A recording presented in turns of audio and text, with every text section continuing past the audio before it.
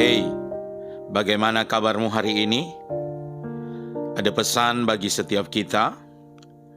Orang yang tidak bisa menghargai apa yang sudah Tuhan beri akan menyesal bila semua telah pergi.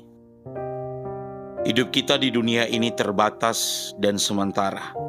Karena itu marilah kita gunakan kesempatan yang ada untuk melakukan kebaikan. Pesan firman Tuhan di dalam Galatia pasal 6 ayat 10. Karena itu selama masih ada kesempatan bagi kita, marilah kita berbuat baik kepada semua orang, tetapi terutama kepada kawan-kawan kita seiman. Kitab suci mengajarkan kepada kita, sebelum kita menjadi berkat bagi banyak orang, marilah dimulai dari saudara seiman, dari keluarga. Kita belajar menghargai dan melakukan kebaikan kepada mereka. Setelah itu, barulah kita menjadi berkat bagi banyak orang. Seperti yang dikatakan di dalam Matius pasal 5 ayat yang ke-16. Demikianlah hendaknya terangmu bercahaya di depan orang, supaya mereka melihat perbuatanmu yang baik dan memuliakan Bapamu yang di surga. Kebaikan yang kita lakukan, yang didahului dari dalam keluarga, lewat teman satu gereja, satu komunitas, pada akhirnya perbuatan baik itu berdampak kepada banyak orang, bukan untuk kebesaran nama kita, tetapi pada akhirnya untuk hormat dan kepujian bagi nama Tuhan. Dalam 1 Petrus 2 ayat 12 berkata, milikilah cara hidup yang baik di tengah-tengah bangsa-bangsa bukan Yahudi, supaya apabila mereka memfitnah kamu sebagai orang durjana, mereka dapat melihatnya dari perbuatan-perbuatanmu yang baik dan memuliakan Allah pada hari Ia melawat mereka.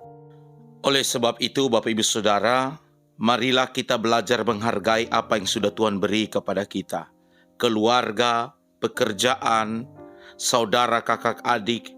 Marilah selama kita masih ada kesempatan, kita melakukan kebaikan-kebaikan ke dalam keluarga kita, orang-orang di sekitar komunitas kita, sebagai bukti dan sebagai wujud kita menghargai atas semua apa yang Tuhan berikan melalui orang-orang di sekeliling kita. Selama masih ada kesempatan, sehingga pada akhirnya suatu kali kelak semua itu telah pergi, kita tidak menyesali diri, tetapi sebaliknya kita mengucap syukur bahwa selama kita diberikan kesempatan, kita telah membuat hal-hal baik, hal-hal yang memuliakan Tuhan dan menjadi berkat bagi orang-orang di sekeliling kita.